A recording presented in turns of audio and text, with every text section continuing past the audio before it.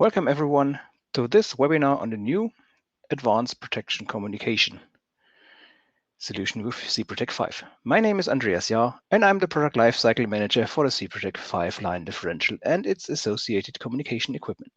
With me today is my colleague Gustav Steinberg, who is a promoter for the SIPROTEC 5 line protection devices and also one of our technical experts.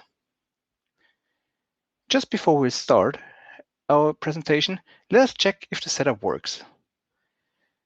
We prepared a short poll. The simple question is, can you hear and see me? If you're not able to see the poll, you might press Escape to leave the full screen mode. If you have any problems during our presentation, please refresh your browser by pressing F5, or if you are on a Mac, by Command R. The perfect connection is via a direct LAN connection. And also turn off VPN functions as possible. This webinar-based solution works best with a Chromium-based browser like Chrome. And we will record this webinar and will provide the slides and the recording afterwards. Let me just check if all is running smoothly. So that seems to be the case. Then we have, I will continue with my presentation and I will hand over to Gustav for his part. Thank you, Andreas, and welcome from my side to this presentation.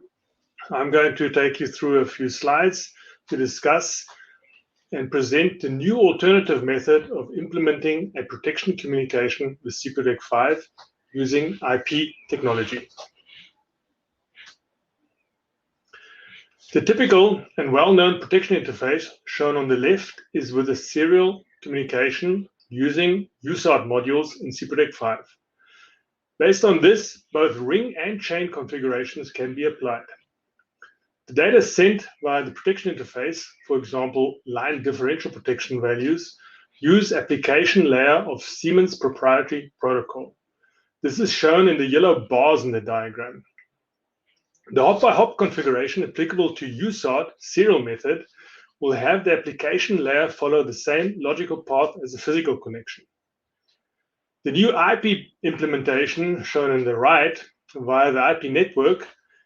This IP network facilitates the communication so that the application layer used by the protection interface protocol is established. The physical part of the communication now will not follow the same hops as the application layer. As shown, the application layer follows the same path as before, while the IP network is different.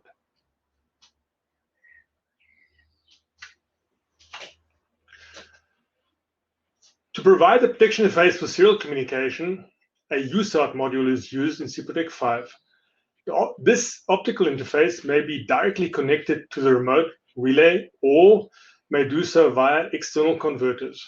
This is well known and basically the same method as used with SIPROTEC 4. It is even possible to combine SIPROTEC 5 and 4 devices using this method/technology. As shown in the middle, the configuration selection protection interface is done on the USART module.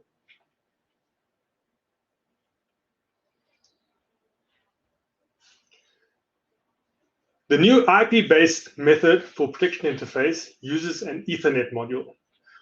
The protection interface data, the payload, is sent via UDP/IPv4 Ethernet unicast packets. The IP technology allows this data to pass through the network independent of which communication technology is applied. For example, MPLS, carrier Ethernet, optical transport network, or others may apply with different network architecture and topologies. To the protection interface, the IP network is transparent. If the local connection to the IP network is via a LAN, a VLAN may be used to separate from other traffic in the LAN.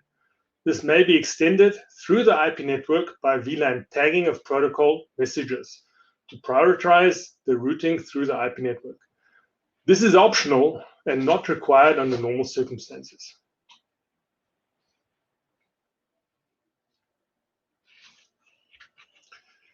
The Ethernet connection for the protection interface is done with the BD module. The connection may be direct or via a station LAN to the edge node of the IP network. This edge node may be a virtual switch or an IP gateway / next hop router. The configuration is done on the BD module where the protocol is selected as Advanced Protection Interface. Details of how this is done and the other relevant settings will be shown later using Dixie in a live demo.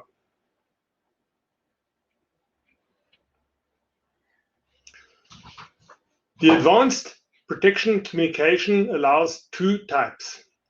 Type 1. This will apply when line differential protection is done via the interface. In this case, an external time synchronization must be configured. Type 2.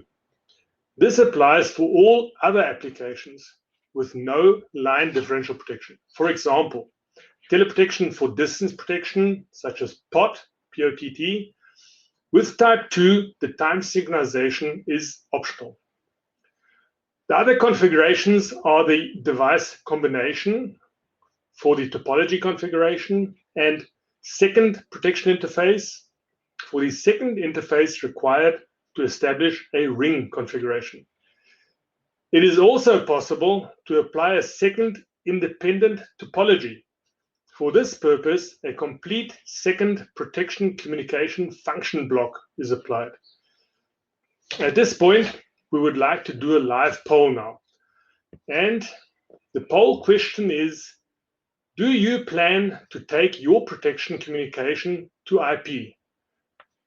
Please enter your response in the poll field.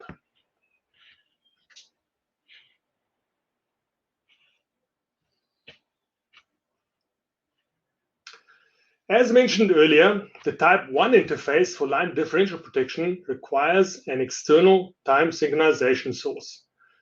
The ping-pong method cannot be used with IP-based communication. The available alternatives are, if a station clock is synchronized via global navigation satellite system, for example GPS, is available, then this may be used. The clock signal may be derived via pulse per second or with PTP via a station LAN. This is essentially the same as before when an alternative to the ping-pong method was implemented. If a grandmaster clock, normally two redundant sources, is available in the IP network and the nodes in the network support PTP, then the time synchronization for the protection interface can be implemented using precision time protocol derived from the edge node of the IP network.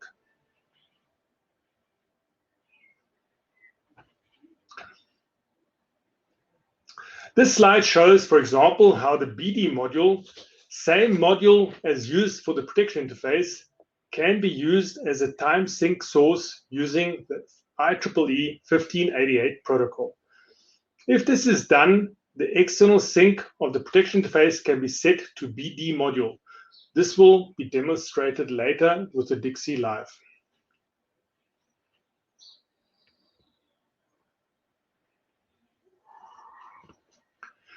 Here, the difference between a point-to-point communication, for example, direct fiber optical serial communication with USART module, and IP over Ethernet communication is shown.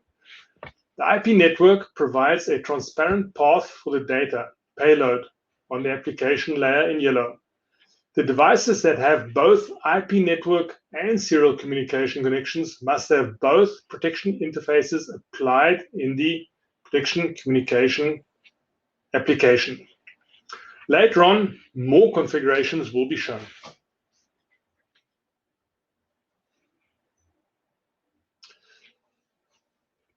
One option for the IP-based protection interface is the direct optical connection to form a high availability seamless redundancy ring. HSR.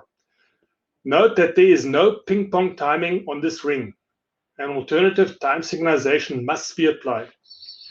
Here it is done using co-located clocks in the substation with PPS or PTP. Alternatively, PTP synchronization via the ring is possible if a grandmaster clock is available on the ring, for example, connected via HSR red boxes. In future, one or more of the SIPROTEC 5 devices can act as grandmaster clock on the ring.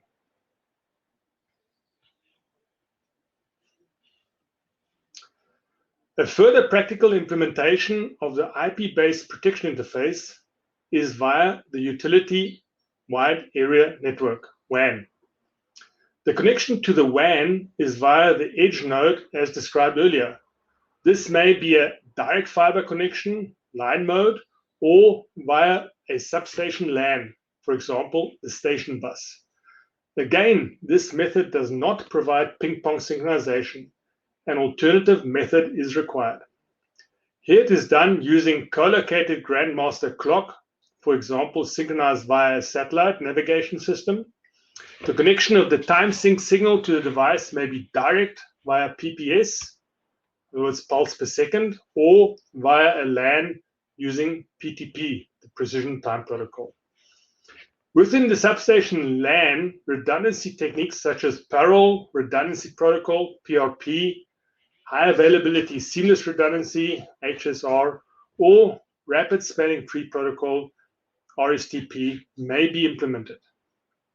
A further measure to prevent performance degradation due to high traffic on the LAN is the segregation of protection interface using a virtual LAN, the VLAN.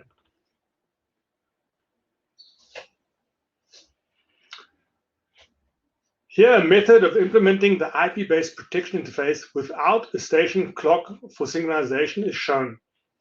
The protection interface is established via the utility WAN as on the previous slide. In this case, however, the time synchronization is via a central clock using IEEE 1588, PTP. The central clocks are typically available twice for redundancy. One is active and the other one is passive, also referred to as best master clock algorithm or BMCA. Via the wide area network, WAN, the active central grandmaster clock provides the time sync information that is routed via PTP through the WAN. All nodes in the WAN must be PTP enabled using one of the listed PTP profile options.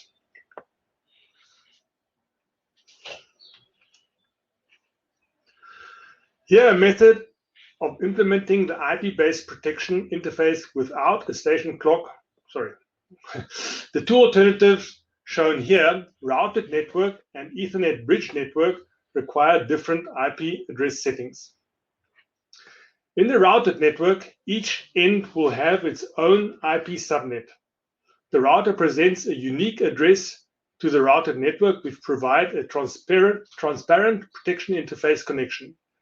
The IP addressing of the devices in the subnet connected to the router must be unique only within the subnet. In the bridge network, all the devices are in the same subnet. The edge node is a virtual switch.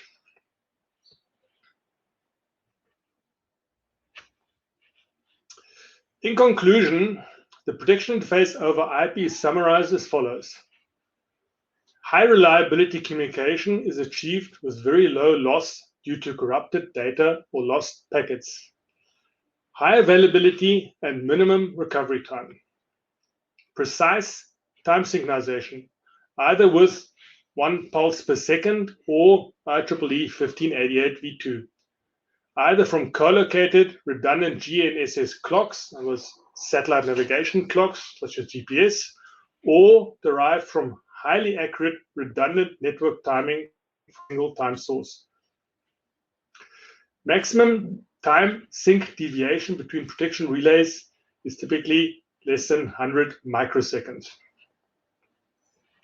Segregation of traffic is possible with appropriate measures. For example, separate communication paths and links, prioritization, or bandwidth reservation.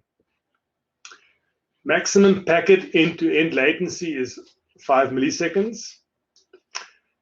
Can be done with either a physical or virtual IP routed network, or alternatively with physical or virtual Ethernet bridge network. And finally, in conclusion, a set of abbreviations that we have used in this presentation.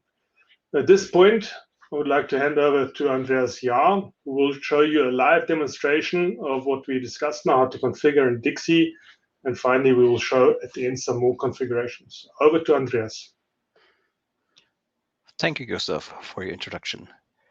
I have prepared in 7SL87 in a 1/3 base housing for our configuration. And don't be afraid, you don't need to be a Dixie expert to follow my steps and to be able to reproduce them. So let me just open the device in the hardware and protocols mode.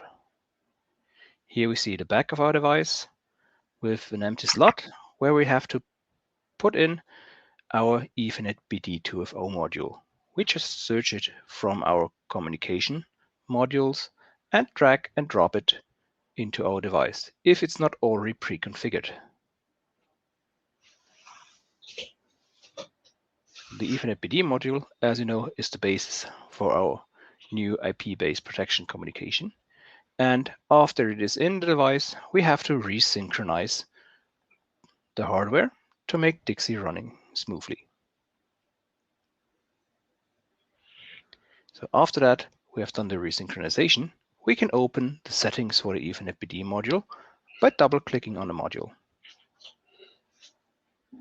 Now we can see some settings of our Ethernet BD module, like the IP address. This IP address, as Gustav already mentioned, must come from the communication department and can also be in different IP address ranges or in different subnets within one topology. Now, just to show you that, we just give in a new IP address, and after that we have to look on the protocols which we want to use. As we want to do the line differential protection via IP based, we have to activate the advanced protection interface by just clicking on it. And as we also want to use the IEEE 1588 time synchronization for our external synchronization, we also activate the corresponding protocol.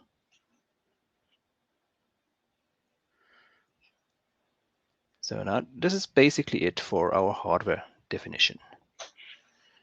We could still use one of the redundancy modes for a connection between our line protection device and the routers, which could RSTP, PRP, HSR, or just the line mode, which is offering basically no redundancy on that point. Now we go to the settings. And as you can see, we only see the settings which are activated for the protocols. Only setting for our advanced protection interface is the UDP port. That basically can remain on a predefined value.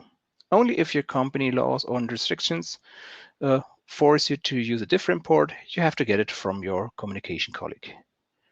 And for the IEEE 1588 time synchronization, we have to use at the moment the ordinary clock slave and a power profile, which we can choose by the drop-down menu. Now that's it for the hardware.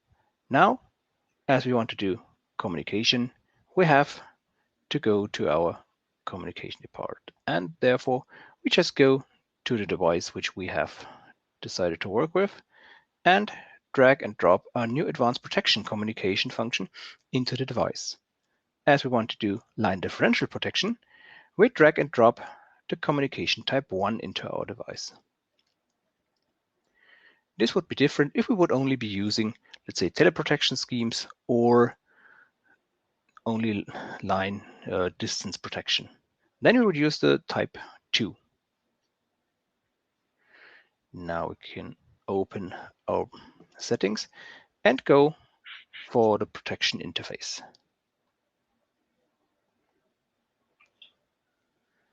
As we've already configured our protection interface to be running on the Ethernet BD module,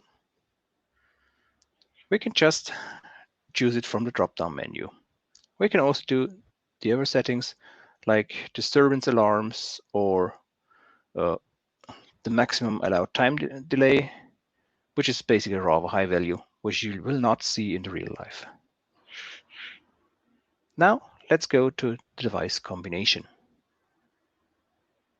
In the device combination, as we're used to it, we can see that our device has the device number 1, and this is our local device here.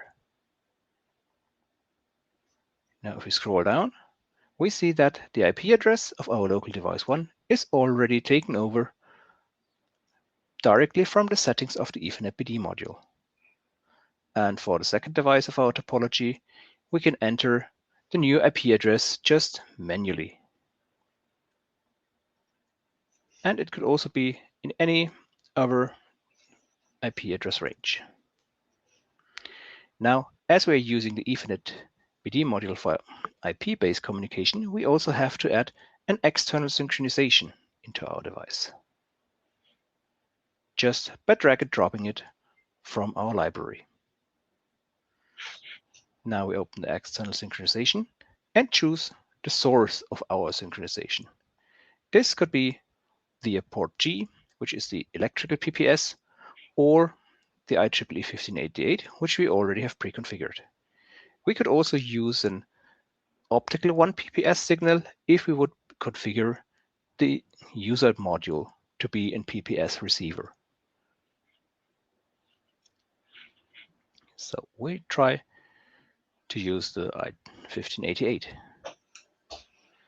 So that's basically it if we are only using the IP communication for our line protection. We could also jump back on the hardware and also activate a second channel in the user module, also as advanced protection interface, if we want to have a serial connection to one of our other devices. And just to show you that we can also use the channels as PPS receiver, we just do so. Now if we go on the settings, we can see, okay, we have a direct connection, we have fiber optics, and we have configured our user module to be in PPS receiver, which will then also be applicable in our time synchronization sources, which you can see here. Now, as we want to also have a serial connection to our devices, we just instantiate a second protection interface. If we would only be using the IP-based communication, this step is not needed.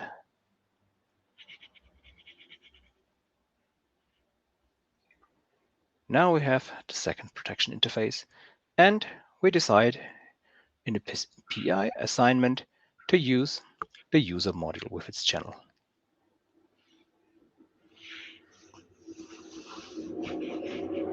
So after that, we have basically configured all of our protection settings, which we use for the line differential protection. And as you will see in the settings for the line differential protection, they are completely unchanged, as we are only using a new communication media. So these settings basically are the same as we are used to, and all settings can remain. Also, the algorithms are unchanged and no further, let's say, testing or equipment is needed. Now, within the version 8.60, we also allow to have a second line differential protection function within one device. To support this, we have to use a second function group line, which we can drag and drop just in our settings, and activate some additional protection functions. Now, as we are using different communication, we also have to use a new communication protocol. Now we've also implemented the new protection for the new line differential protection, and there we have to go to the function group connection to remove some consistencies, which you can see here. As the function does not know which function group line it should be connected to, we have to remove the ones which are not used. So, and this is basically all we need for a real parallel line protection. So, and in that point, I want to hand over to Gustav again for his new part. Thank you, Andreas, that demonstration. And now our final short presentation, I'm going to summarize a few configurations, topologies, what is possible, what is not, and discuss some of the aspects of how this was implemented. It's important to remember that we did not really change anything fundamental in the line differential protection, and in this manner we achieved the compatibility with existing, so far as down or even previous generation SIPROTEC 4 devices can be integrated into the topology, and it is not significantly different than it was before. The IP network connectivity with the Ethernet is simply an additional option for establishing the protection interface. It did not change the way the protection interface works. So all the currently used protection interface modules, in other words, your hardware, is fully supported. You don't have to change any hardware to use this new functionality. Obviously, if you want to use IP, you need a BD Ethernet module. Communication topology remains a point-to-point connection. This is really on the basis of the application layer, as I discussed, the yellow bars, remember, that is a point-to-point connection. The physical connection now with IP is a little bit different. It's via an IP network, but the application is still point-to-point. You can have, as I stated, a mix of classical serial interface and IP connection, and we'll see some configurations just now. And even, as I said, with the classic serial connection, you can integrate a SIPROTEC 4 device with SIPROTEC 5 devices. Okay, what is possible and what is not, we will see in the next slides. Here, a very simple configuration to start us off. We have two devices, and we can see we can connect in parallel the two devices with the IP network connectivity using the BD modules in the two devices, and at the top via an IP network establishing connection. And the lower connection on the physical layer is a direct serial connection, either a direct optical link between the relays or via external converters through a network, whether it be an MPLS or time division based network, it doesn't matter. You establish a serial connection, and you can see at the top the physical connections, IP and serial, and at the bottom the application. The application is really point-to-point always in this situation, and whether it is now the physical connection with IP or direct fiber, doesn't matter. The application is always the same. If we now take this as simple configuration, which essentially is the most basic ring you can have, where the one channel will be in standby for the other one, we upgrade this with a single device to a 3-terminal application. And here we just simply only apply an IP network connectivity. You can see at the top, the network connection for the 3 devices is in that structure physically, whereas at the bottom, the application is still a hop-by-hop application layer connection. Here, a closed ring of 3 devices on the application layer. This is nothing changed the way it was done before. This is the way we maintain the continuity of the application. You can replace one of those devices with a SIPROTEC 4 device. This is a separate presentation, really.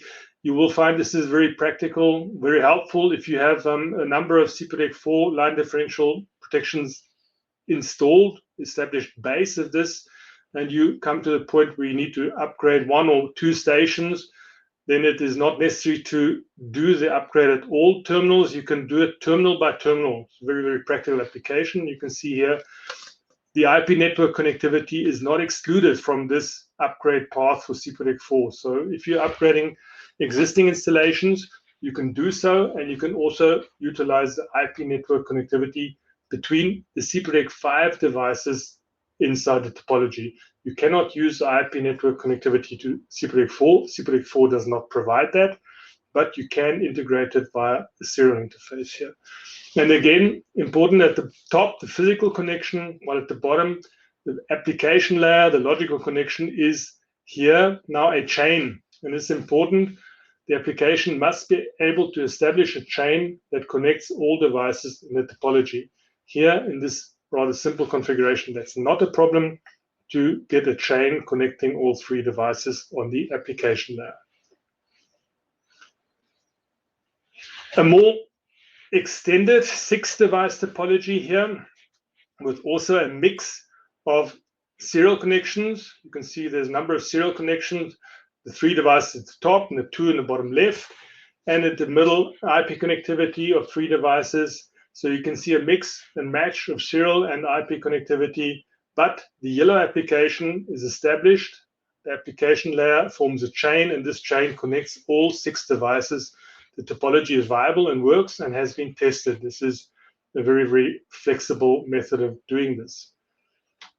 However, if you look at this, again, 6 devices in a very similar configuration, but there's a small change here. You can see there are 3 end relays hanging on serial ends. So you've got 3 tails in this network here, and you cannot use one chain to tie up all 3 tails. You can form a chain to get 5 devices, but there'll always be one of the terminal devices left out of a chain. So this topology will not work. It's not viable. You must be able to get the application to link up all relays in the topology with a simple chain. You cannot have a 3rd loose end, so to speak.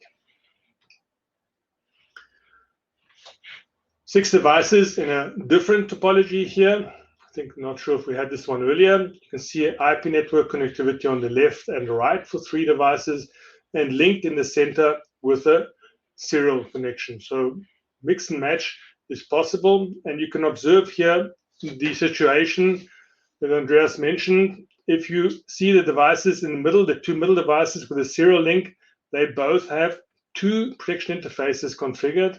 One is the Ethernet module, the BD Ethernet module for the IP connectivity to the one side, and the USART for the connectivity to the other side.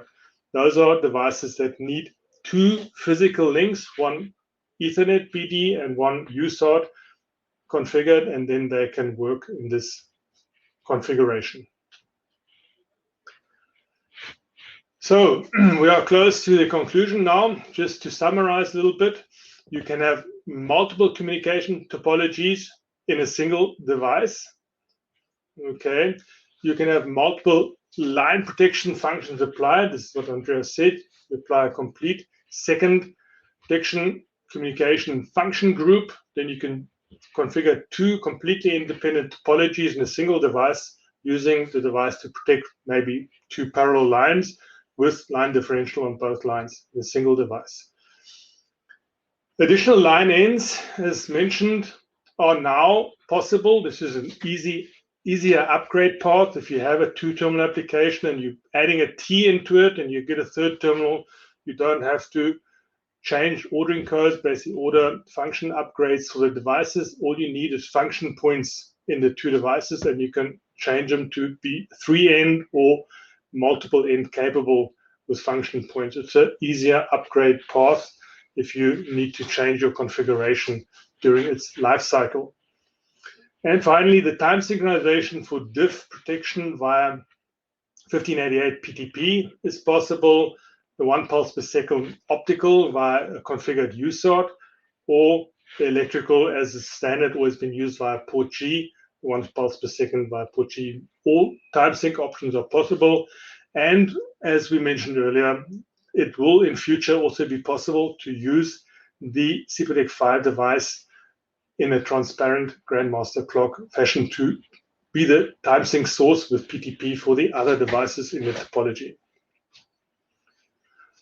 That concludes the presentation stage of this training, or this presentation here. We will now change over to a question and answer session And I hope you have entered a number of questions already in the chat area, and we will now proceed to try and answer those for you. Andreas, have you got any questions? Yeah, there are some interesting questions coming in. First one from PK.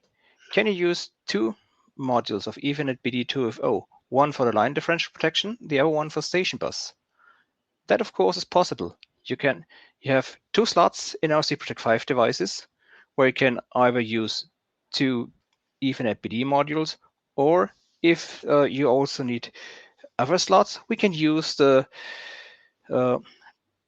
extension module CB202 for having two additional communication modules. And the next one, also from PK. Does the line differential protection function stop if one of two communication devices lose the time synchronization? Actually, as we do need an external time synchronization for the IP-based communication, the line differential protection will be blocked after a certain time if we lose the time synchronization for the devices. Okay. I have a question here from OO. It says, does 87L over IP communication improve the performance regarding asymmetrical communication channels? All right. Now, I think, as we mentioned during the presentation a few times, the IP connected protection interface does not do the ping-pong synchronization. The asymmetry is only an issue if you have ping-pong synchronization, and the ping-pong synchronization is only used on the serial USART interface.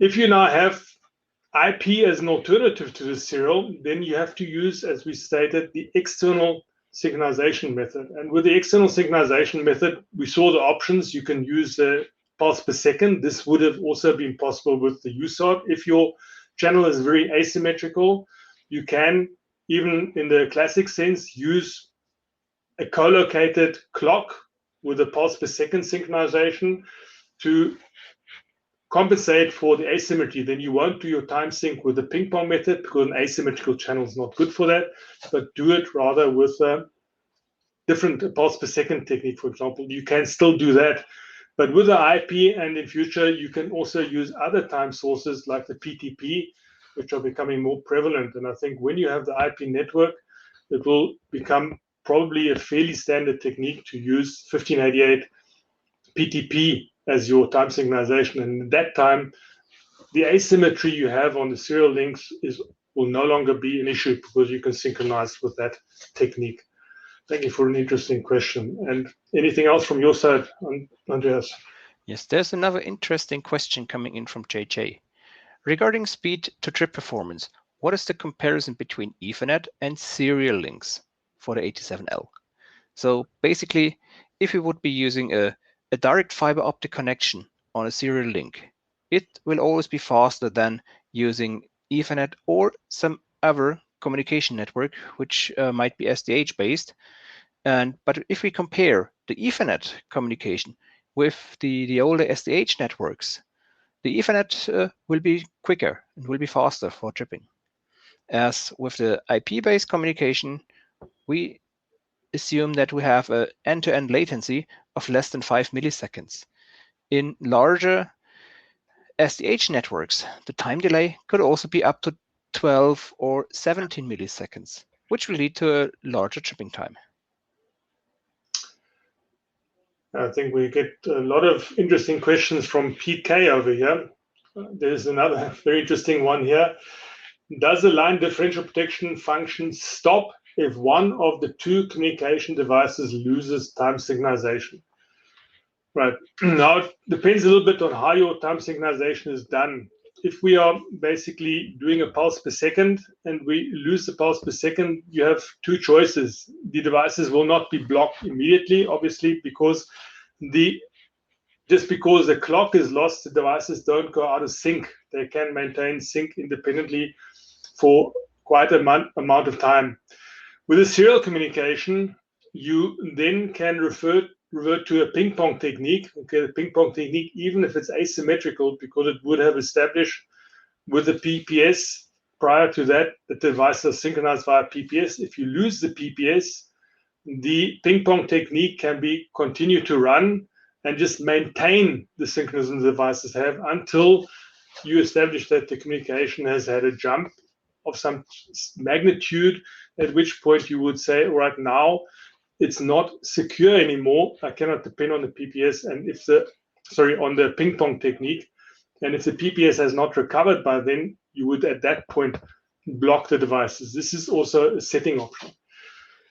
If you are relying entirely on basically a external time sync source and it is only PTP with diff over IP, then you have to ensure that this is reliable. And that's, I think, what we showed, why you typically have two grandmaster clocks in a network. And the network connectivity has its own redundancy built in. If any component in the network fails, the IP network reroutes is very resilient in that method. So you have a resilience built into the network. And with the two redundant grandmaster clocks, you have redundancy over there. So the PTP is extremely dependable, and we don't expect any failures in that area. Remember, the entire network is largely, heavily dependent on this time signal. So a lot of effort is built into the dependability of that. So we don't see any degradation of the performance with regard to the availability of time sync with the IP, because we expect to see a lot of PTP from a very reliable source. And if you use the classic technique with ping pong backed up by pulse per second, it is the same as before. You have got the pulse per second fails, the ping pong will take over until the ping pong establishes it's not dependable, and you get a certain bridging time before you would block, so not immediate blocking. Thank you. Very interesting question. Over to you, Andreas, for anything else. Yes, there's another question from JJ. Can I mix sampled value subscription, which is basically for process bus and similar stuff, and the 87L over IP in the same Ethernet BD 2FO module card? At the moment, we do not allow that because we just have to gather additional information on how much the traffic generated on the process bus side will affect our protection communication. But it might be possible in the future if we see that it is not a problem for the Ethernet BD 2FO module. I think there's another question also from PK here. Can you use two modules, Ethernet BD, in other words, two BD Ethernet modules, one for the line differential, diff over IP, obviously, and the other for the station bus? All right, the station bus is, okay, the BD is not essential for a station bus. It would be essential for basically the process bus, but you could even use two BD modules, one for diff over IP and the other one as a process bus, or if you require the goose performance, also for a station bus. So yes, the answer is you can apply two. You could even apply more than that. Okay, so I don't see too much new questions coming in now today. So if there are any further questions, you can pull in the question field. And if there are no new questions coming in, we could also answer questions which might be coming up via email. So yeah, we finished very punctually. Anyway, thank you for your interest and the time taken. It was very interesting, this presentation. And from my side, have a nice evening. Yes, I also want to thank you for your time and for your interest in our new IP-based protection communication, and also wish you a good evening.